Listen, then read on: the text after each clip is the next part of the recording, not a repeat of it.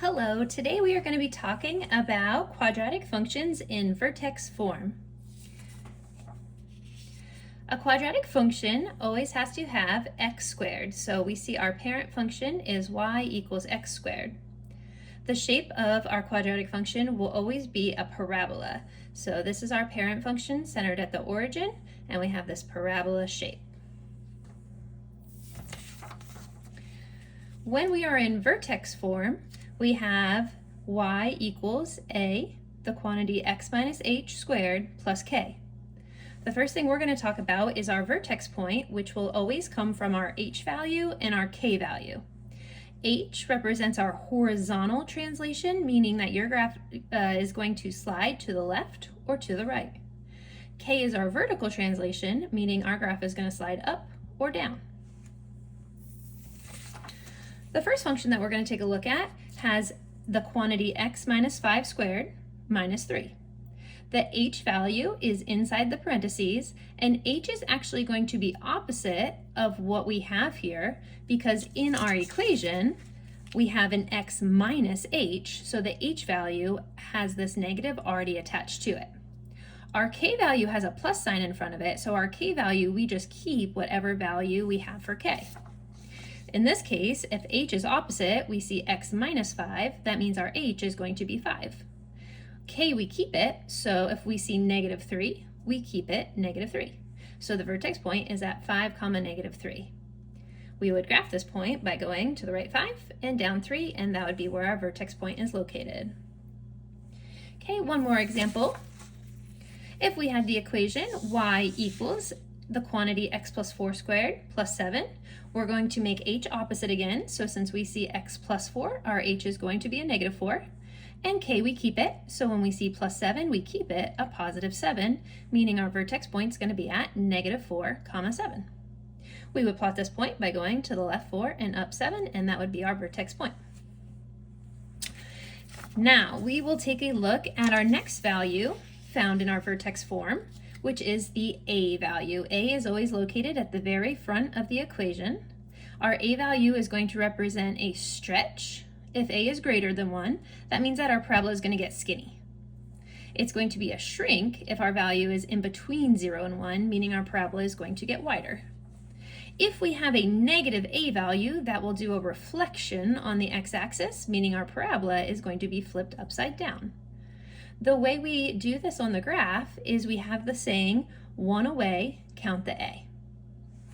Let's take a look.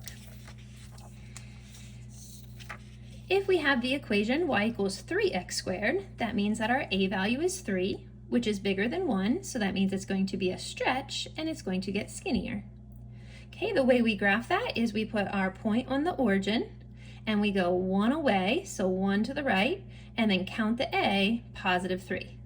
So 1 away, count the a to the right, 1 away, count the a to the left. Both of them will be up 3, and then we will make that into our parabola. Okay, for our next example, we have a negative 4x squared, meaning that our a value is a negative 4. Because it is negative, it's going to do a reflection on the x-axis, which will flip it upside down. Because it is a 4, it's going to get skinnier because of the stretch. Okay, the way we graph that is we put our point at the origin, and then we go 1 away, count the a, so we'll go 1 to the right, count down 4, 1 to the left, count down 4, and then that's where our parabola shape will come from. Okay, for our final conclusion here, we are going to put both of those together. So for our steps, we are going to, step number 1, we have to find our h and k, which we already practiced, and then plot that point. Step number 3, we'll find the a value, and then we'll go to that vertex point and we'll go 1 away, count the a to draw our parabola. What that looks like, if we have y equals 2 quantity x plus 5 squared minus 6, we will start with h and k, so just like we did before, h will be opposite, so since we see plus 5, we will change it to a negative 5. K will keep it, so we'll keep that at negative 6, which makes our vertex point negative 5, negative 6, and now we'll plot that point. So we're going to go to the left 5 and down 6, and we're going to plot our vertex point. Okay, now we need our a value. So if we remember, our a value is always in front. Our a value is a positive 2. So we'll go 1 away, count the a on the right, up 2. 1 away, count the a on the left, up 2. And then from there, we will make our parabola. For our final example, we will do it one more time. In this example, we have y equals negative the quantity x minus 3 squared plus 5.